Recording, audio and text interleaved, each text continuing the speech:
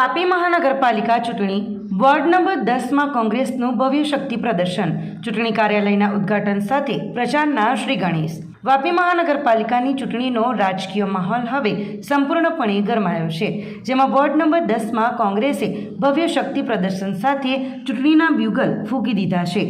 Ward number 10ના કોંગ્રેસના ઉમેદવારો પીરુ મકરાણી, અજય મહેતા, ઉર્મિલાબેન યાદવ અને સ્મિતાબેન પટેલે એકજૂથ થઈને તેમના ચૂંટણી કાર્યાલયનું ભવ્ય ઉદ્ઘાટન કર્યા બાદ સરસ્વતીનગર વિસ્તારમાં જોરશોરથી પ્રચાર અભિયાન હાથ ધર્યું હતું। આ પ્રસંગે મોટી સંખ્યામાં કાર્યકરો અને સ્થાનિક લોકોની ઉપસ્થિતિથી સમગ્ર વિસ્તારમાં ચૂંટણીનો માહોલ જામી ગયો હતો। પ્રચાર દરમિયાન ઢોલ નગારા અને ગગનભેદી નારાઓ સાથે સમર્થકોની ભારે ભીડ વચ્ચે એક ભવ્ય સરઘસ પણ કાઢવામાં આવ્યું હતું। આ દરમિયાન કોંગ્રેસના વરિષ્ઠ અને યુવાનોમાં લોકપ્રિય નેતા પીરુ મકરાણીએ પોતાના દમદાર અંદાજમાં તાકાત બતાવીને જીતનો દાવો કરતા જણાવ્યું હતું કે અમે જનતાના પ્રશ્નોને લઈને મેદાનમાં ઉતર્યા છીએ અને વોર્ડ નંબર 10માં આ વખતે પરિવર્તન નિશ્ચિત છે।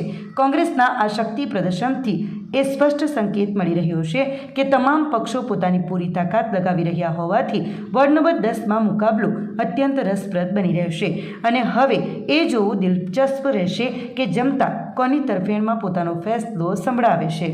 આ વખતે અમે વિકાસનો મુદ્દો લઈને, લોકોની મૂળભૂત સુવિધાઓને લઈને અમે ને પહેલો મોટો પ્રોબ્લેમ અમારો એ છે કે અમારા જે સીમાંકનના અંદર જે વોર્ડ નંબર 7 હતો પહેલે ને અમારો 6 હતો, મારા વોર્ડથી બોર્ડર લાઈન પર હતો। સીમાંકનના હિસાબે આ વિસ્તાર નવો મારામાં મસ્ત થયો છે, એટલે અહીંયા અમારા વિસ્તારમાં તો હું છેલ્લા 10 વર્ષથી હતો, એટલે હું જે પણ કામો હતા મેં પૂરા કરી દીધા હતા। અહીંયા આવતા હાલ એ જોવા મળે છે કે મૂળભૂત સુવિધાઓ લોકોને નથી, તો જે મૂળભૂત સુવિધા રસ્તા, રોડ, સફાઈ, ગટર ને જે પણ બીજી સ્ટ્રીટ લાઇટથી લઈને બધી વસ્તુઓ છે એના માટે અમે પ્રયત્ન કરશું આગળના। અધૂરા કામો બહુ છે, અમારે અધૂરા કામો પૂરા કરવાની, અમે પરિપૂર્ણ કરવાની અમારી પોતાની તૈયારી છે। પાણીનો પ્રશ્ન છે, પાણીનો હાલમાં મોટો પ્રશ્ન થાય છે કે આજે કમનસીબી કહેવાય કે જે 11 ગામોને મફતમાં પાણી આપવાનું હતું ને જે વાપીનો જે પ્લાન્ટ છે, વાપીને પાણી પૂરતું કરવાનું હતું, 11 ગામને પણ પાણી નથી આપી શકતા, મૂળ આ ગામને પણ પાણી નથી આપી શકતા, મૂળ ગામને પણ। તો એના માટે હવે અમે પાણીના માટે તાત્કાલિક કોઈને કોઈ પગલાં તાત્કાલિક ભલે નગરપાલિકા એવું પ્રયત્ન કરશો અમે। સ્વચ્છતા માટે તો હવે મહાનગરપાલિકા બની છે ને એ પહેલે જે આપણું ગામ હતું ને પહેલે નગરપાલિકા હતી ત્યાં સુધી બરોબર ચાલતું હતું, પણ છેલ્લા 1 વર્ષથી એવું લાગે છે કે નવા કોન્ટ્રાક્ટરો આવીને ગામમાં માણસો વધારે દેખાય છે, સફાઈ ઓછી થાય છે, એટલે એના માટે અમે 100% લડત આપશું।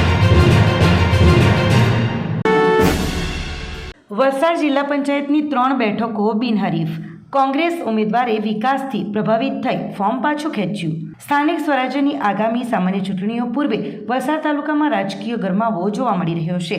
તાલુકાની જિલ્લા પંચાયતની કુલ 9 બેઠકો પૈકી 3 બેઠકો પર ભારતીય જનતા પાર્ટીના ઉમેદવારો બિનહરીફ જાહેર થયા છે। આનાથી પક્ષમાં ઉત્સાહનો માહોલ છે। ખાસ કરીને પાર્ટી સાંઢપોર બેઠક પરના સમીકરણો બદલાયા છે। આ બેઠક પરથી કોંગ્રેસના ઉમેદવારે પોતાનું ઉમેદવારી ફોર્મ પરત ખેંચી લીધું છે। તેમણે વિસ્તારમાં થયેલા વિકાસના કામોથી પ્રભાવિત થઈને આ નિર્ણય લીધો હોવાનું જણાવ્યું હતું। આ ઘટનાને કોંગ્રેસ માટે મોટો ફટકો માનવામાં આવી રહ્યો છે। વલસાડના ધારાસભ્ય ભરતભાઈ પટેલે આ સફળતા અંગે જણાવ્યું હતું કે મારા લાંબા રાજકીય અનુભવમાં આ પ્રથમ વખત બન્યું છે કે જિલ્લા પંચાયતની બેઠક બિનહરીફ થઈ હોય।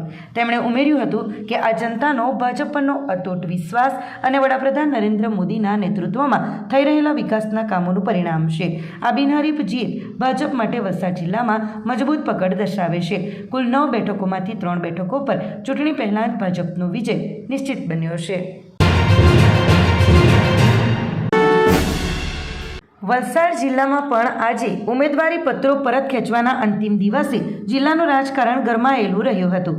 દિવસ દરમિયાન ભાજપ કોંગ્રેસને અન્ય પક્ષો દ્વારા હરીફ ઉમેદવારોના ફોર્મ પરત ખેંચવા માટે દાવપેચ ચાલુ રહ્યા હતા, જેમાં ભાજપે ચૂંટણી પહેલાં જ બાજી મારી જિલ્લા પંચાયત, નગરપાલિકા અને મહાનગરપાલિકાની મળી કુલ 25 બેઠકો પર ભાજપના ઉમેદવારો બિનહરીફ વિજેતા થયા છે। આથી કેસરિયા છાવણીમાં ઉત્સાહનો માહોલ છવાયો છે। મહત્વપૂર્ણ છે કે વલસાડ જિલ્લા પંચાયતની કુલ 36 બેઠકોમાંથી 4 બેઠકો એવી મોહનગામ, કોસંબા, નનકવાડા અને દાંતી કકવાડી બેઠક પર ભાજપના ઉમેદવારો બિનહરીફ વિજેતા થયા છે. તો વલસાડ તાલુકા પંચાયતની કુલ 32 બેઠકોમાંથી 12 બેઠકો પર ભાજપના ઉમેદવારો બિનહરીફ વિજેતા થયા છે. એવી જ રીતે ઉમરગામ નગરપાલિકાની કુલ 28 બેઠકોમાંથી 8 બેઠકો પર ભાજપના ઉમેદવારો બિનહરીફ વિજય થયો છે. ત્યારે 52 બેઠકો ધરાવતી વાપી મહાનગરપાલિકામાં પણ વોર્ડ નંબર 7ની એક બેઠક પર ભાજપના ઉમેદવાર બિનહરીફ વિજેતા થયા છે. આમ જિલ્લા પંચાયત, તાલુકા પંચાયત, નગરપાલિકા અને મહાનગરપાલિકાની ચૂંટણીમાં ભાજપના ઉમેદવારો વિજેતા થતા ભાજપના ઉમેદવારો અને કાર્યકર્તાઓમાં ઉત્સાહનો માહોલ છવાયો છે. ત્યારે બાકીની જે બેઠકો પર ચૂંટણી યોજાનાર છે તેના પર પણ ભાજપ પ્રચંડ બહુમતીથી વિજય થશે અને જિલ્લાની તમામ સ્થાનિક સ્વરાજ્યની સંસ્થાઓમાં ભાજપ ફરી સત્તા પર આવશે તેવો દાવો કરવામાં આવી રહ્યો છે. વલસાડ જિલ્લા પંચાયતની કુલ 36 જિલ્લા પંચાયત સીટોની અંદરથી 4 જેટલી સીટો અમે બિનહરીફ ભારતીય જનતા પાર્ટીને મળી છે. તાલુકા પંચાયતોની કુલ 12 સીટો અમને બિનહરીફ મળી છે. ઉમરગામ નગરપાલિકાની કુલ અમને 8 સીટો બિનહરીફ મળી છે અને એક વાપી મહાનગરપાલિકાની અંદર વોર્ડ નંબર 7ની અંદર બેઠક ક્રમાંક 3 એ પણ અમને બિનહરીફ મળી છે. વલસાડ જિલ્લામાં ભારતીય જનતા પાર્ટીએ ખૂબ જ સારું પરફોર્મન્સ મેળવ્યું છે અને ખૂબ જ સારા આ જે સમાચારો છે એના થકી આવનારી જે 26 તારીખની જે ચૂંટણી છે એ 26 તારીખની ચૂંટણીની અંદર તમામ સીટો જીતવાના અને તમામ તાલુકા પંચાયત, જિલ્લા પંચાયત, મહાનગરપાલિકા હોય કે નગરપાલિકા હોય તમામ સીટ જીતવાના લક્ષ્યાંક સાથે ભારતીય જનતા પાર્ટી આગળ વધી રહી. વલસાડ તાલુકામાં 3 જિલ્લા પંચાયત બિનહરીફ થઈ છે: કોસંબા, નનકવાડા અને કકવાડી દાંતી.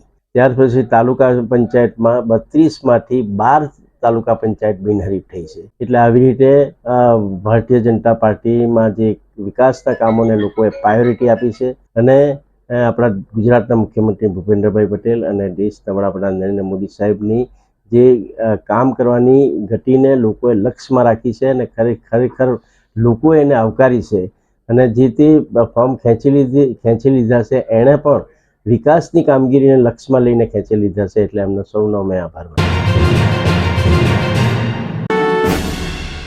વલસાડની નામાંકિત સર્વોત્તમ હોટેલના ભીંડાના શાકમાંથી ઈયળ નીકળતા લોકોના સ્વાસ્થ્ય સાથે ચેડા કરતા ગ્રાહકોમાં ભારે રોષ જોવા મળ્યો.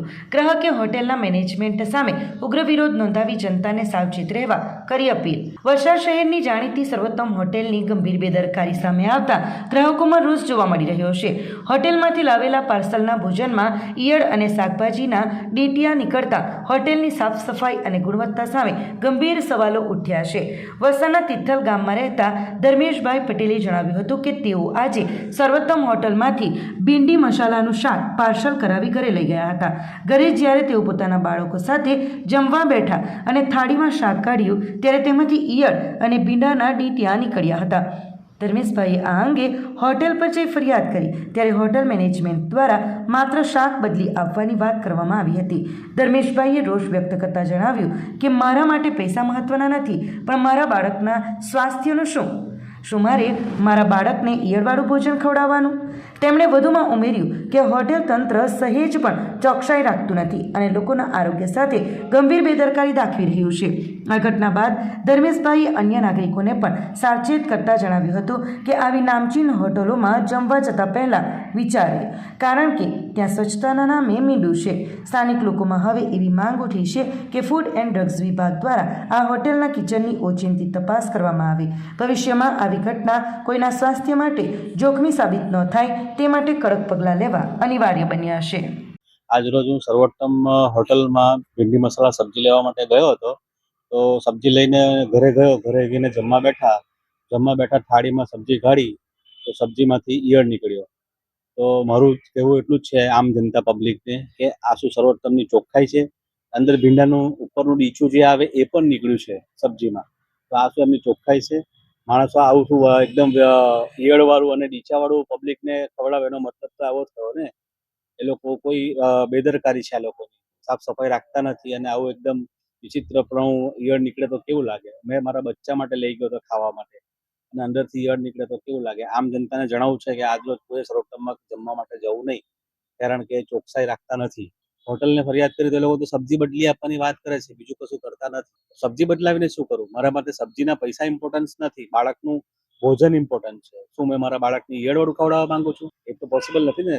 કોઈ દરેક વ્યક્તિ પોતાના બાળકને ઈયળવાળું કે કચરાવાળું તો નહીં ખવડાવે. બરાબર, મારે આટલું જ કહેવું છે આમ જનતાને કે જેથી કરીને ચેતો અને સાચવીને જાઓ ખાવા માટે.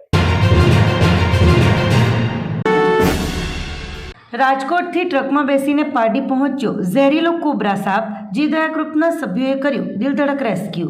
ઉનાળાની કાળઝાળ ગરમીમાં હવે વન્યજીવો અને સરીસૃપો ઠંડકની શોધમાં માનવ વસ્તી તરફ આવી રહ્યા છે. વલસાડના પાટી જેડીસીમાં આજે એક આવી જ ઘટના સામે આવી હતી, જ્યાં રાજકોટથી આવેલા ટ્રકમાં એક અત્યંત ઝેરીલો નાગ કોબ્રા જોવા મળતા ફફડાટ વ્યાપી ગયો હતો. જોકે પાર્ટીના જીવદયા ગ્રુપની સતર્કતાથી આ સાપનું સુરક્ષિત રેસ્ક્યુ કરવામાં આવ્યું છે.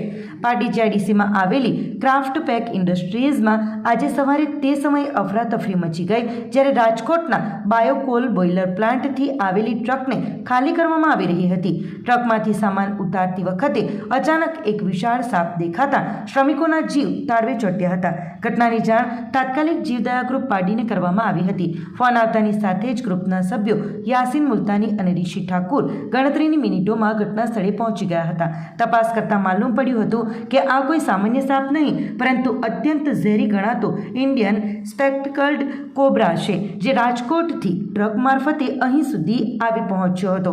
આ કોબ્રા અત્યંત આક્રમક મૂડમાં હતો અને તેનું ઝેર ન્યુરોટોક્સિન હોવાથી તે ખૂબ જ જોખમી સાબિત થઈ શકત. પરંતુ જીવદયા ગ્રુપના સભ્યોએ પોતાની સૂઝબૂઝ અને અનુભવથી આ ઝેરીલા મહેમાનનું સફળતાપૂર્વક રેસ્ક્યુ કર્યું હતું અને તેને સુરક્ષિત રીતે પકડી એકાંતવાળા જંગલમાં મુક્ત કરવામાં આવ્યો છે.